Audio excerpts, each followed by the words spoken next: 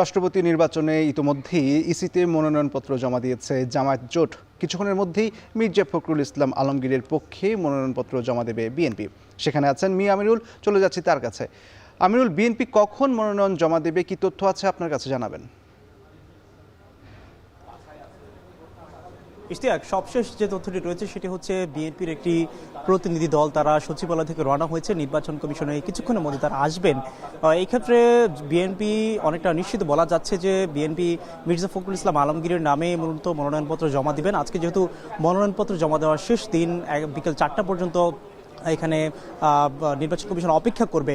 এই ক্ষেত্রে আমরা দেখেছিলাম যে বিএনপির পক্ষ থেকে যেহেতু দুইটি মনোনয়ন নেওয়া হয়েছে, সেক্ষেত্রে তারা একটি নামে মনোনয়ন দিবেন, এটা নিশ্চিত অনেক ক্ষেত্রে। তবে একজনের নামে কিন্তু দুইটি মনোনয়নও দিতে পারেন, সেটিও কিন্তু হতে পারে। আমরা হয়তো বা আসলে নিশ্চিতভাবে বলতে পারবো। এই ক্ষেত্রে আমরা দেখেছিলাম যে বিএনপির যেহেতু মির্জা ফখরুল ইসলামের আলমগীরের নাম অনেকটা নিশ্চিত হয়ে গিয়েছে, সেই ক্ষেত্রে বিএনপি সংসদে তাদের যে সংসদ সদস্য সেটিও কিন্তু তারা সংখ্যায় বেশি। অনেকটা বলা চলে যে দেশের 23তম রাষ্ট্রপতি হতে যাচ্ছেন মির্জা ফখরুল ইসলাম আলমগীর, যেটি নিয়ে কিন্তু এতদিন নাগাদ বিভিন্ন মহলে কথাবার্তা হচ্ছিল। আমরা দেখেছিলাম যে সকাল থেকেই প্রধানমন্ত্রীর সভাপতিত্বে মূলত সচিবালয়ে একটি নীতি নির্ধারণের পর্যায়ে একটি বৈঠক হয়েছে বিএনপির। সেই বৈঠকে মূলত মির্জা ফখরুল ইসলাম আলমগীরের নাম চূড়ান্ত করা হয়েছে।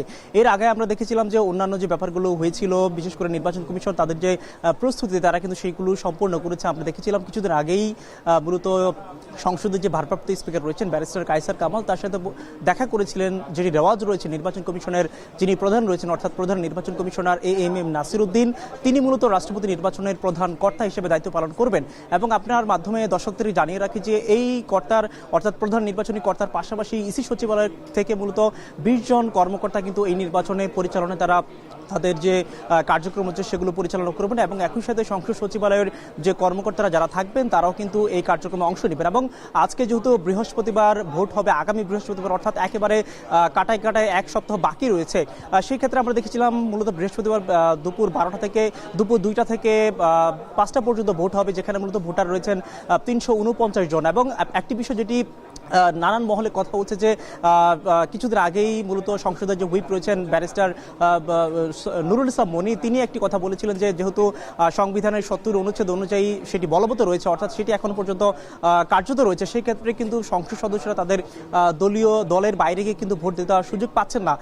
এই ক্ষেত্রে এটি নিয়ে কিন্তু অনেক জল্পনা কল্পনা হচ্ছিল, যদিও 11 দলের প্রার্থীরা 11 দলের সমর্থক যারা রয়েছেন তারা কিন্তু এখানে এসেছিলেন। আমরা দেখেছিলাম 11টার পর মূলত কর্নেল অলি আহমেদেরকে তারা প্রার্থী করে যে মনোনয়ন সেটি কিন্তু জমা দিয়েছেন। 11 দলের যে মূল সমন্বয়ক রয়েছেন হামিদুর রহমান আজাদ, তিনি এসেছিলেন। এখানে আমরা প্রস্তাবক হিসেবে দেখেছিলাম যে জামায়াতের আমির যিনি রয়েছেন ডাক্তার শফিকুর রহমান, তিনি রয়েছেন, এবং এনসিপির আরও একজন নেতা কিন্তু সেখানে সমর্থক হিসেবে জমা দিয়েছেন। সার্বিকভাবে বলা চলে নির্বাচন কমিশনের যে আনুষ্ঠানিকতা কার্যক্রম সবকিছু কিন্তু অনেকটা গুছিয়ে এসেছে। আজকে যেহেতু মনোনয়ন জমার একেবারে শেষ দিন, এবং আপনাকে জানিয়ে রাখি আজকে যেহেতু 13 তারিখ, আগামী 16 এবং 18 তারিখ দুটি ব্যাপার রয়েছে, মূলত মনোনয়নপত্র বাছাই এবং সেই সাথে মনোনয়ন যে প্রত্যাহারের যে একটি ব্যাপার রয়েছে।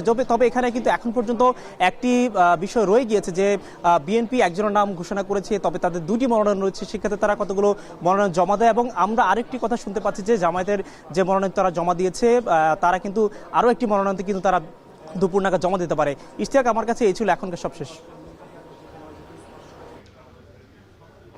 রাষ্ট্রপতি নির্বাচনে মির্জা ফখরুল ইসলাম আলমগীরের পক্ষে বিএনপি কিছুক্ষণের মধ্যে মনোনয়নপত্র জমা দেবে, এই নিয়ে বিস্তারিত জানাচ্ছিলেন মিয়া আমিরুল।